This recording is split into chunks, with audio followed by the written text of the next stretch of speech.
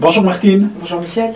Nous avons eu le plaisir aujourd'hui d'éditer le 50e numéro de notre revue d'art Imagine sur imagineimagine.com. Oui, c'est fou. C'est fou effectivement parce qu'en fait nous l'avons lancé le 15 janvier 2011. Aurais-tu pu imaginer que 50 numéros plus loin, nous aurions déjà publié 344 artistes de plus de 33 pays? Évidemment que non. D'accord. Quel est ce qui te plaît le plus dans notre travail? En fait, la recherche d'artistes, la recherche de thèmes, etc. Et le fait que les artistes s'impliquent dans leur travail artistique en cherchant eux-mêmes une manière de vivre autrement. Par exemple, la personne qui avait des difficultés pour marcher dans un fauteuil roulant et qui considérait l'art comme une thérapie, c'est extraordinaire. Tout à fait. Moi, ce qui me plaît particulièrement, c'est la ligne éditoriale de notre revue. Pourquoi? Parce qu'en fait, certains peuvent penser que l'art est comme kidnappé dans la société. On entend toujours parler de l'art contemporain et d'enchères folles, qui serait réservé à certaines personnes, comme si l'art ne concernait pas tout le monde.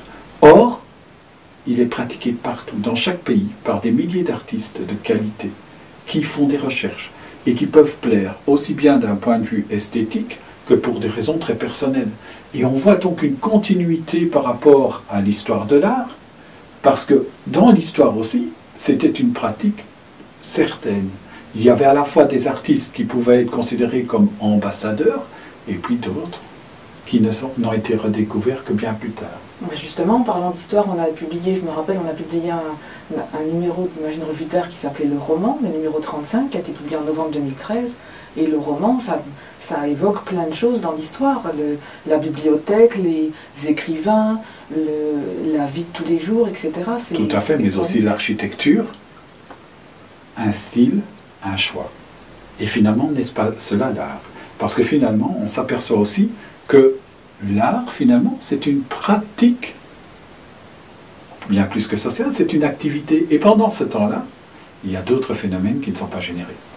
Ça génère des rencontres aussi. Tout à fait. Alors, ça me faisait penser à un autre numéro qui s'appelait La Clé, qui a été publié en mai 2014, le numéro 41. Et la clé, c'est pas seulement la clé qu'on met dans la porte, c'est la clé à molette, la clé anglaise, la clé de musique, la clé, la solution à la recherche de choses des questions qu'on se pose. D'accord. Moi, il y a quelque chose qui me plaît aussi. C'est le fait que nous ayons le courage d'éditer des numéros spéciaux quand quelque chose nous sensibilise particulièrement. Et moi, il y en a un qui me tient tout particulièrement à cœur.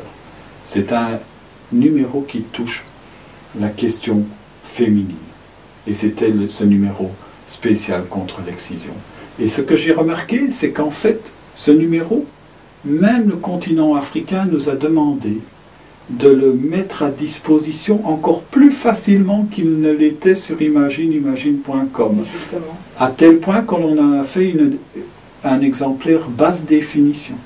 Et justement, récemment, j'ai entendu une personne de la Côte d'Ivoire qui m'a dit « Mon association a été lancée, l'ONG a été lancée, ça y est ». Et qu'elle nous remerciait pour cela.